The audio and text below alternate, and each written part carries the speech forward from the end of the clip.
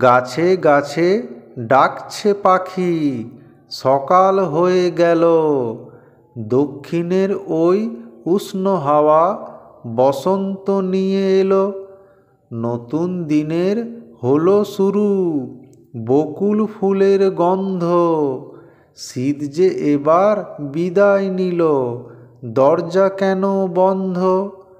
দরজা খুলে বেরিয়ে আসো, হয়ে গেছে সকাল।